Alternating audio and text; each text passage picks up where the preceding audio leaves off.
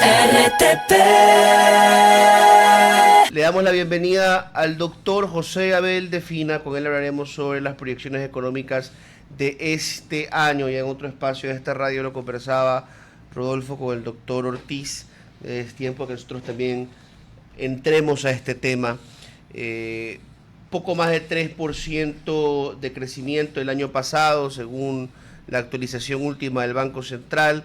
¿Qué nos espera para este año? Y viéndolo realmente como deberíamos, viéndolo como un crecimiento post-pandemia, doctor, ¿realmente hemos estado avanzando al ritmo que deberíamos? Lo escuchamos.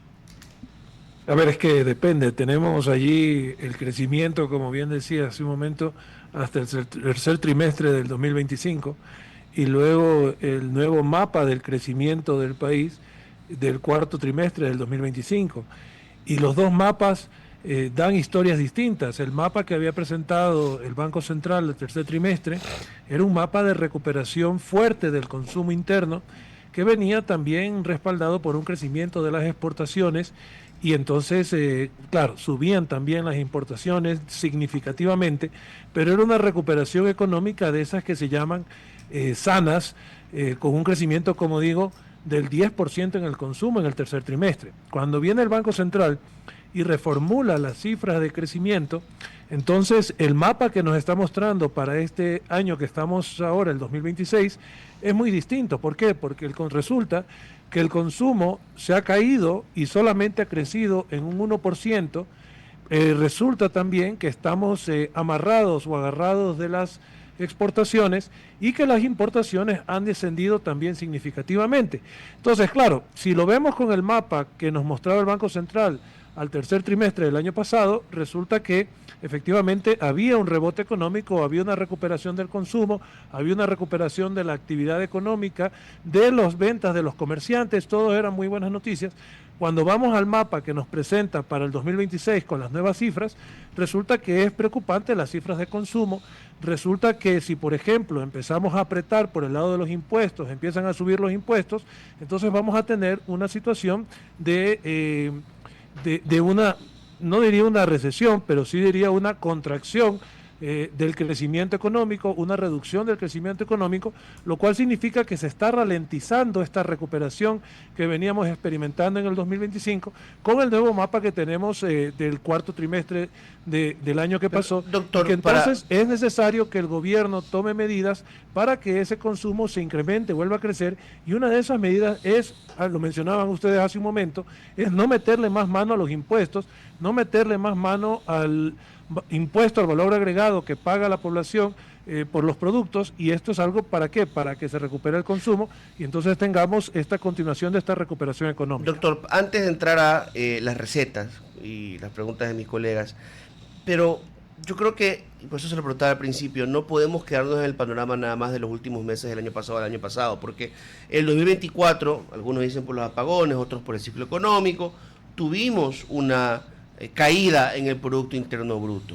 Y los años anteriores, los años pospandémicos, han sido de crecimientos tímidos, lentos. Entonces, en el balance, para mí la preocupación es que la población crece a un ritmo más grande que la economía, que los últimos 5 años no han sido realmente positivos. ¿Me equivoco en eso? ¿O a lo mejor es mejor el panorama que lo que estoy viendo yo? Claro, es que efectivamente eso es el corto plazo y es el largo plazo. Usted lo está viendo en el largo plazo, que es importante, y en el mediano plazo, que es que el Ecuador, aunque existe ese efecto rebote que hemos hablado mucho este año, existe también una situación de estancamiento que vive el país. Es un estancamiento que viene ya de hace más de 10 años. No quiere decir que antes en el régimen del expresidente Correa no hubiera estancamiento, solamente que se lo disfrazaba con endeudamiento y gasto del Estado. Pero tenemos una situación de estancamiento que es por la que el gobierno, dándose cuenta de esto, ha traído a estos expertos de Harvard para que muestren o diseñen una ruta para ese crecimiento. Es por eso que finalmente el Ministerio de la Producción porque no basta solamente con esperar que esto suceda de manera orgánica, es para salir de ese estancamiento que el Ministerio de la Producción plantea un crecimiento de las exportaciones no petroleras hasta los 60.000 millones de dólares en los siguientes 5 años. Lo que pasa es que para lograr eso en 5 años tenemos que apurarnos, es decir, no podemos seguir haciendo papelitos, sino que tenemos que, además a esos papeles que son buenos que haya, es importante que comience a haber acciones de desarrollo, no solamente en la generación de vivienda, no solamente en la producción, construcción de vivienda, sino también en la creación de empleo y en la creación de inversión para la exportación. Es necesario movilizar los recursos internos hasta que llegue la inversión extranjera para poder invertir localmente y salir de ese estancamiento. Mire, si nosotros estamos pensando crecer en 30.000 millones las exportaciones, en una relación 2-1, ventas a inversión, deberíamos nosotros invertir alrededor de 15.000 millones de dólares en los próximos 5 años, 3.000 millones de dólares por año para lograr ese objetivo de incremento de las exportaciones. Pero tenemos que estar hablando hoy ya 2026 de conseguir esos 3.000 millones a partir del esfuerzo interno e invertir de una manera adecuada esos 3.000 millones para que se traduzca en crecimiento de las exportaciones y así lograr ese objetivo que bien menciona usted, que es salir del estancamiento, que nos acostumbramos a vivir en paz y vivir estancados, pero vivir en paz y vivir estancados no se traduce en que haya más empleos para los ecuatorianos. Doctor Defina, y en ese punto yo quería preguntarle a usted, ese crecimiento a 5 años en 30.000 millones, ¿es agroindustria de primarios, elaboración de productos con base en esa agroindustria, maquila, generación de tecnología interna? ¿Cuáles son las vías que usted ve? Tierras raras, minería. ¿Dónde está el kit, digamos, para lograr ese objetivo? El Ecuador definitivamente tiene una oportunidad, además es una oportunidad que integra a la población. El petróleo, la minería son muy buenos, pero no son integradores de la población, no integran a la población. El éxito de China, el éxito de la China no es solamente el crecimiento económico, el éxito de la China es haber incorporado a la economía, haber incorporado al empleo, haber creado empleo para millones de chinos. ¿Y por qué? Porque no se entiende bien que mientras más empleo podamos crear, más consumo vamos a tener. Mientras más empleo creen los empresarios, más consumidores van a tener los empresarios y va a tener el país. Entonces, el crecimiento está por el lado de la agroindustria, es lo que naturalmente entendemos y conocemos bien los ecuatorianos, es aquello también que los ecuatorianos tenemos fortalezas porque tenemos los recursos naturales, tenemos la capacidad para hacerlo, pero hay que incorporar tecnología. La crítica del grupo de Harvard que ha venido a colaborar aquí en el Ecuador es precisamente que en el Ecuador añadimos poco valor. A ver, añadir valor no es solamente industrializar, añadir valor también es incrementar la productividad del campo, incrementar la productividad de los productores de maíz, de los productores de arroz, para que puedan producir más barato y por lo tanto puedan competir en los mercados internacionales, pero también competir ahora con esta apertura comercial que vamos a tener hacia los Estados Unidos. Entonces hay que comenzar a hacer las cosas, hay que comenzar a plantear estas alternativas, tiene que ser en actividades, integradoras de la población, es decir, que den empleo a la población y esto lo vamos a conseguir a través, por ejemplo, de todo lo que tiene que ver con la producción de alimentos con mayor o menor valor agregado, pero hay que comenzar a hacerlo ya. Mire, Perú no era nadie hace 15 años en la uva de mesa, hoy por hoy supera a Chile, es uno de los principales productores y exportadores de uva de mesa del mundo, porque se lo propusieron y tenemos que proponernos, pero proponernos es también hacer esas inversiones de las cuales estoy hablando. Doctor, este año la economía ecuatoriana dependerá mucho de la exportación de camarón, de cacao, de banano, como el año pasado. Y todavía no termina de concretarse pues el crecimiento de la minería. Son proyectos que toman muchos años de exploración. La regulación va cambiando en el Ecuador. Hace poco hubo una ley minera recién aprobada. Eso también, por más de que la ley pueda ser favorable a los mineros, no nos dice que teníamos ya algo bien concretado. A lo mejor va a seguir cambiando. Eso dificulta la inversión. Y el petróleo, a pesar de que se va a disparar el precio del petróleo, ya está disparado y seguirá por un tiempo por la guerra en el Golfo Pérsico, y a pesar de que hemos reducido los subsidios, pues lo estamos produciendo cada vez menos, ¿no? Hay una caída importante, histórica, del 2015 para acá de la producción de barriles diarios.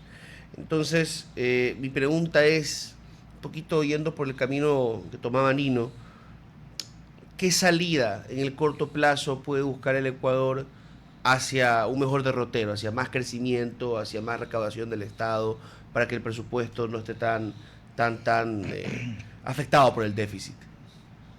A ver, precisamente uno tiene que hacer, y por eso hablaba hace un momento del mapa que nos muestra o de la situación económica del Ecuador, porque uno tiene que hacer las cosas en sentido común o con sentido común.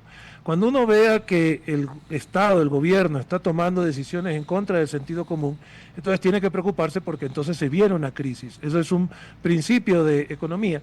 Y entonces, si tenemos un mapa en el cual resulta que se viene ralentizando el crecimiento o la recuperación del consumo, que significa que la gente posiblemente está extremadamente sobreendeudada y que posiblemente ya no aguanta más impuestos.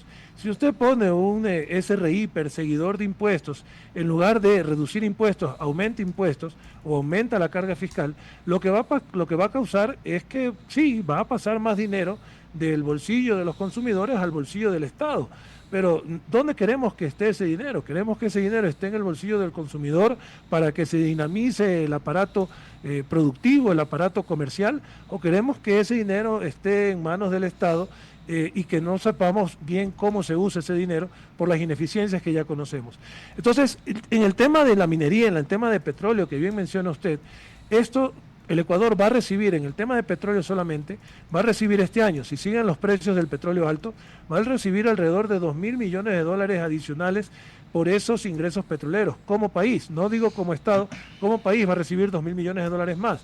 Entonces, esos 2.000 millones deberíamos estar hablando de cómo resembrar esos 2.000 millones de dólares en la economía nacional para que no se vayan en esto que nos pasó en los tiempos cuando estaba alto el petróleo, por allá por la década pasada, pero ese precio del petróleo no se aprovechó, esos ingresos petroleros no se reinvirtieron, sino que se tradujeron en gastos y se tradujeron en importaciones. Hicimos mucho más grande a los vecinos o a los países extranjeros que nos vendían automóviles y que nos vendían televisores y estas cosas.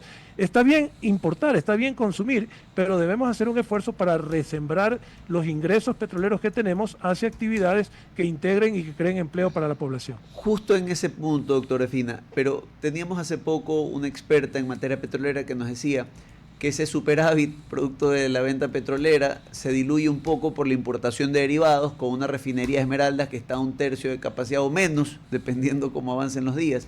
Entonces, ahí viene un poco la pregunta, porque si algo vemos en el panorama internacional, la gran discusión es energía a bajo costo para eficiencia en los procesos productivos, y el Ecuador no está precisamente ahorita en esa senda. A lo mejor el sector energético es la prioridad, ni siquiera le digo 1, sino 0 o -1 de avance.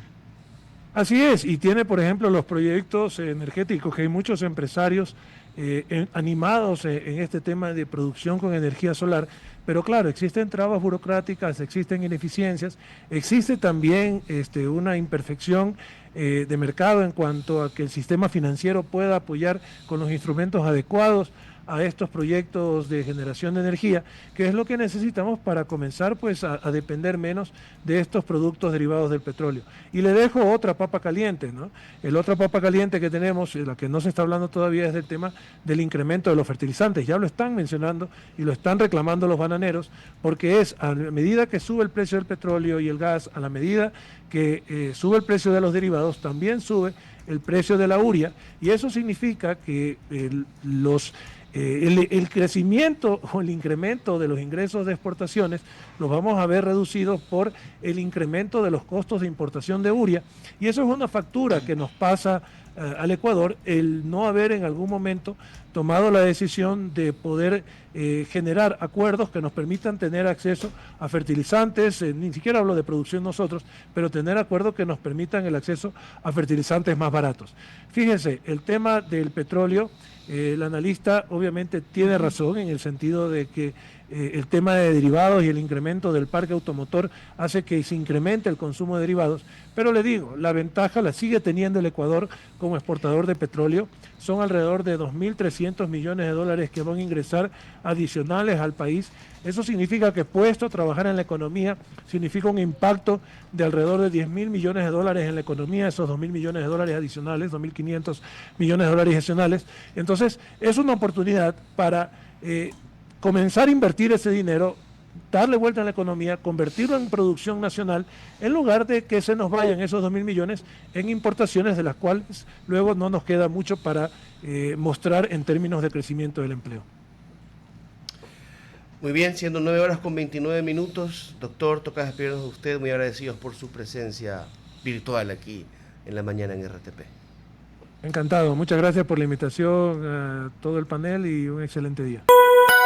RTP